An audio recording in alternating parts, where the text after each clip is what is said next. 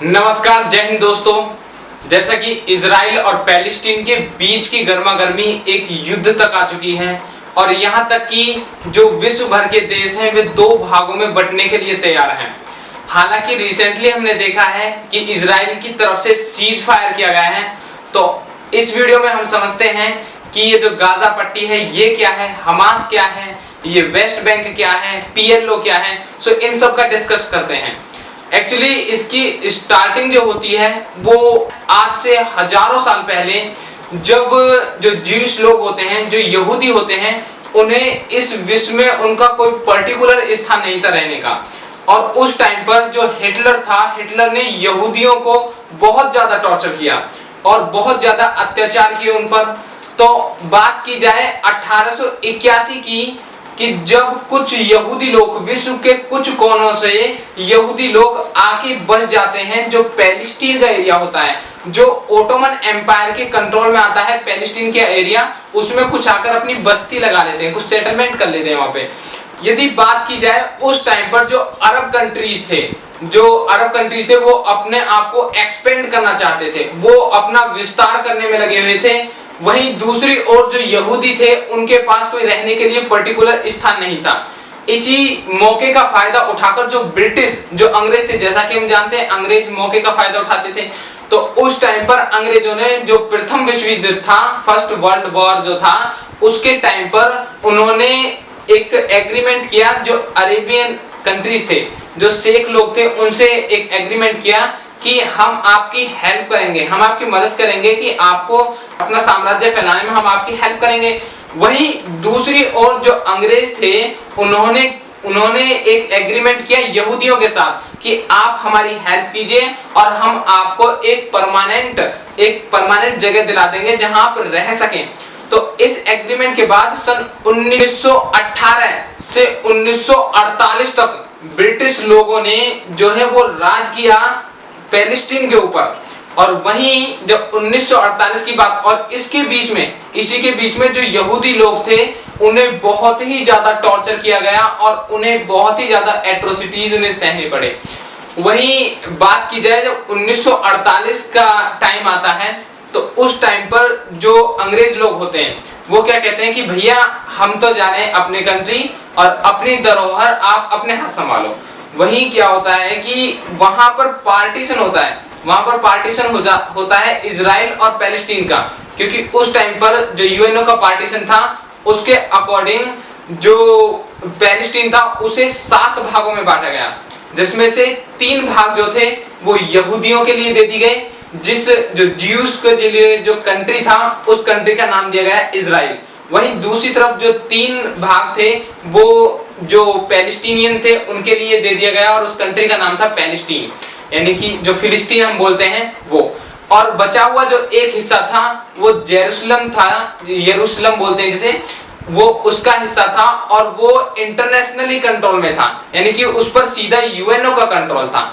तो ये पार्टीशन था यहाँ का। अब पार्टीशन 1948 में पार्टीशन होने के बाद जो अरेबियन कंट्रीज थे, जो इस्लामिक अरेबियन कंट्रीज थे, अब उनमें आग बबूला होता है। वो कहते हैं कि भी ऐसे कैसे चल जाएगी, हम ऐसे कैसे मान जाएं कि कोई भी यहूदियों का मतलब एक कंट्री कैसे एग्जिस्ट कर सकता है, हम इस बात को बिल्कुल भी नहीं मानेंगे।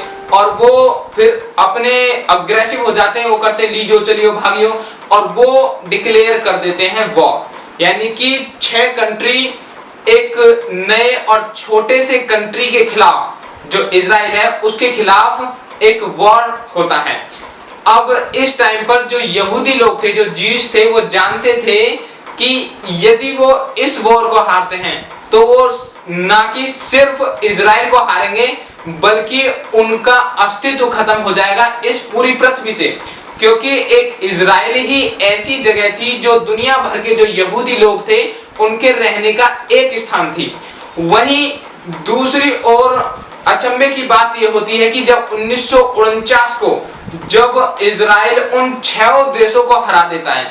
अब मुझे यहाँ पर एक अपने गांव की कहावत याद आती है कि भगते का लेने का मीन्स है कि जो पैलेस्टीन था उसके पास जो पहले कुछ जो एरिया जो उसके हिस्से में आए थे, अब 1949 में युद्ध इजराइल ने जीत लिया तो वो हिस्सा भी उससे छिन जाते हैं।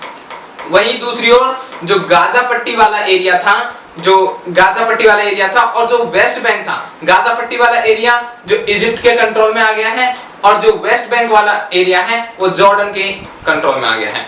अब यहाँ से जो पैलेस्टीनियन थे वो घर से बेघर हो जाते हैं, यानी कि अब उनके रहने के लिए कोई स्थान उनके पास नहीं था। अब वो रिफ्यूजी बन जाते हैं और अपनी शरण के लिए भागते हैं अरेबियन कंट्रीज में। अब इसके बाद जो टाइम आता है 1967 का जो वॉर था, इस वॉर को नाम दिया गया सेकेंड इजराइल अरब वॉर, यानी कि जो 1948 का जो वॉर था उसे नाम दिया गया first Arab Israel war, and 1967 का जो वॉर था इसे नाम दिया गया second Arab Israel war. And इस वॉर में, इस युद्ध में भी इजराइल होता है वो आसानी से इस वॉर को जीत जाता है। और इसमें अब की बार जो गाजा पट्टी वाला एरिया था, जो वेस्ट बैंक वाला एरिया था, और जो अब की बार जो फूला लिया है वो फूला लिया है अब की बार इजिप्ट ने। जो इजिप्ट का आप ग्रीन कलर में जो पेनिनसुला वाला पार्ट, ये प्रायद्वीप वाला भाग देख रहे हैं, ये भी अब इजराइल के कंट्रोल में आ जाता है। इसके कुछ टाइम पहले 1964 की बात है कि जो पैलेस्टीनियन लोग, जो फिलिस्तीन के जो लोग थे वो रिफ्यूजी बने थे, जो शरणार्थी बने थे, जिनके पास रहने का ठिकाना नहीं था। अब 1964 ईस्वी में वो अपना एक संगठन तैयार करते हैं जिसे नाम दिया जाता है PLO। PLO का मतलब होता है पैलेस्टीन लिबरेशन ऑर्गेनाइजेशन, यानी कि PLO वाले वो लोग थे जो पैलेस्टीन से निकलकर रिफ्यूजी बन गए थे, यानी कि अब ये लोग अपने कंट्री के लिए मांग कर रहे हैं। वहीं अगर इसे एक पर्सपेक्टिव से देखा जाए तो इजराइल वाले लोग इन्हें एज ए टेररिस्ट, आतंकवादी कहते थे। वहीं दूसरे पर्सपेक्टिव से देखा जाए तो ये रेवोल्यूशनरी थे, क्योंकि अगर एक एंगल से देखा जाए, क्योंकि ये अपने एक कंट्री की मांग कर रहे थे तो इस हिसाब से क्रांतिकारी थे। तो ये डिफरेंट पर्सपेक्टिव है। वहीं 1979 के टाइम पर इजिप्ट पहला देश बन जाता है जो इजराइल को रिकॉग्नाइज कर लेता है, जो इजराइल को मान लेता है कि यहूदियों का एक देश एग्जिस्ट करता है जिसका नाम है इजराइल। इस बात को, यानी कि एक ट्रेटी होती है, एक संधि होती है इनके बीच में, काफी पीसफुली, और उसके रिगार्डिंग नोबेल प्राइज भी दिया जाता है दोनों कंट्रीज के प्रेसिडेंट को। तो यहाँ पर जो होता है, जो पेनिनसुला वाला पार्ट था, जो 1967 के वॉर में जो इजराइल ने अपने कब्जे में ले लिया था, वो भाग अब वो वापस कर देते हैं इजिप्ट को। अब यहाँ पर जो सेकंड अरब इजराइल वॉर था 1967 से 1967 से 1980 के बीच का जो टाइम पीरियड है, इसमें जो कुछ इजराइल के यहूदी लोग थे, वो कुछ थोड़े लोग जो थे वो जाकर उस पैलेस्टीन वाले, जो वेस्ट बैंक वाला एरिया था, उस पैलेस्टीन वाले एरिया में जाके जगह जगह अपने सेटलमेंट, अपनी बस्तियां लगा लेते हैं और वहां पर रहना स्टार्ट कर देते हैं। यानी कि अब जो पैलेस्टीन वाला, जो वेस्ट बैंक वाला एरिया था, उसमें जगह जगह अब उसमें इजराइल के जो यहूदी लोग हैं वो जाकर वहां पर बस चुके हैं। अब टाइम आता है 1992, यानी कि 1992 में इजराइल के एक प्रेसिडेंट थे जिनका नाम यित्ज़हक रबिन, ये रोबिन नहीं है, इट्स रबिन, यित्ज़हक रबिन वहां के प्रेसिडेंट थे। तो उन्होंने क्या किया कि जो PLO वाले थे, जो PLO पैलेस्टीन लिबरेशन ऑर्गेनाइजेशन जो बनाई थी, उन लोगों ने, जो रिफ्यूजी थे, जो पैलेस्टीन से निकल के आए थे, तो उनको प्रेसिडेंट ने कहा कि ये लोग टेररिस्ट नहीं हैं, ये क्रांतिकारी हैं जो अपने देश की मांग कर रहे हैं। यानी कि अब यहाँ पर समझौता होता है और पैलेस्टीन के जो निवासी थे, जो पैलेस्टीन के लोग थे, उन्हें स्थान दे दिया जाता है पैलेस्टीन में रहने के लिए।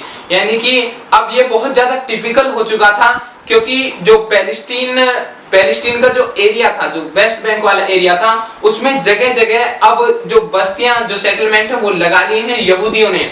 तो ये थोड़ा टिपिकल हो जाता कि टुकड़ों टुकड़ों में जो पैलेस्टीन था वो बढ़ चुका था। लेकिन इसके लिए उन्होंने एक कैटेगरी तैयार की ABC, यानी कि 3 कैटेगरियों में उसे बांटा। ए का जो मीन था, ए का मतलब ये था कि जहां पर पैलेस्टीन का कंट्रोल होगा उस पार्ट को ए कैटेगरी में रखा गया। बी कैटेगरी थी जहां पर पैलेस्टीन और इजराइल दोनों का कंट्रोल होगा, और तीसरी कैटेगरी सी थी जहां पर इजराइल का कंट्रोल होगा। इस तरह से वहां पर 1994 तक यानी कि पैलेस्टीन के लोगों को कुछ हिस्सा जो टुकड़ों टुकड़ों के रूप में मिल गया था, लेकिन इस टाइम तक वहां पर काफी पीस थी, काफी शांति थी। लेकिन कहते हैं कि कुछ जो कट्टरवादी लोग होते हैं, इजराइल के अंदर भी कुछ यहूदी ऐसे कट्टरवादी थे, वो बोलते थे कि प्रेसिडेंट ऐसा कैसे कर सकते हैं कि जो लोग टेररिस्ट हैं उन्हें हम कैसे जगह दे दें। वहीं दूसरी ओर जो पैलेस्टीन वाले थे कुछ, वो कट्टरवादी थे, वो बोलते थे कि हम इजराइल के साथ समझौता नहीं करेंगे और हम एक अपना पूरा यानी कि इजराइल का एग्जिस्टेंस खत्म करना चाहते हैं।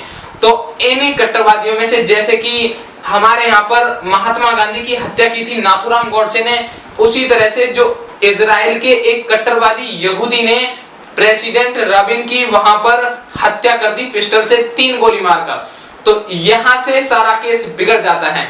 इसी से कुछ टाइम पहले 1987 में 1987 में कुछ इस्लामिक लोग आते हैं और वो कहते हैं कि भाई ये तो पैलेस्टीन वाले बहुत ज्यादा दयावान बन रहे हैं, तो कि ये इजराइल के साथ समझौता कैसे कर लिया, हम तो नहीं चलने देंगे। ऐसे ज्यादा समझौते वाले बने कि इन्होंने इजराइल के साथ समझौता कैसे कर लिया, हम तो चाहते हैं कि इजराइल एग्जिस्ट ही ना करे।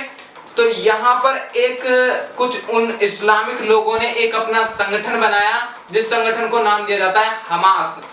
तो ये हमास एक संगठन था जो इस्लामिक लोगों ने बाहर से आकर बनाया, जो अगेंस्ट था जो इजराइल और उसके बीच ट्रेटी हुई थी उसके बीच। वहीं अब जैसे जैसे टाइम बीतता गया, वहां पर जो कट्टरवादी लोग थे, जब वहां पर प्रेसिडेंट की हत्या कर दी गई तो वहां से सारा मामला बिगड़ जाता है और जो कट्टरवादी लोग थे उनमें आपस में प्रोटेस्ट स्टार्ट हो जाते हैं। सन 2002 की बात है कि जब वहां पर सिविल वॉर होता है, वहां पर आपस में दोनों पक्षों के लोगों में आपस में प्रोटेस्ट स्टार्ट हो जाते हैं।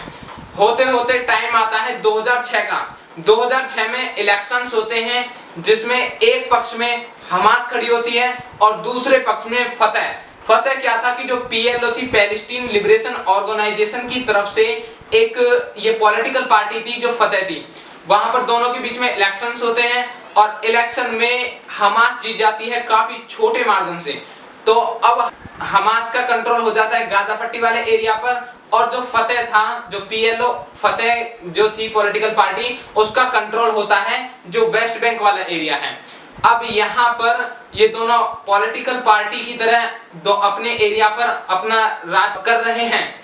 इसमें क्या है कि जो वेस्ट बैंक वाला जो एरिया है, इस पर फतह एज ए पॉलिटिकल पार्टी की तरह वहां पर अपना शासन करती है। वहीं दूसरी ओर जो गाजा पट्टी वाला एरिया है, वहां पर जो हमास का कंट्रोल है वो एज ए टेररिस्ट माना जाता है वहां पर। अब प्रॉब्लम जो है, ये मामला यहीं पर खत्म नहीं होता है। समस्या ये आती है कि ये जो हमास वाले हैं वो चाहते हैं कि हम इजराइल को ही खत्म करें। अरे बबलंडा, Israel is one of the most developed countries in all over the world. So Israel को खत्म करने की बात करते हैं। हमास द्वारा रॉकेट दागे जा रहे हैं इजराइल पर गाजा पट्टी से।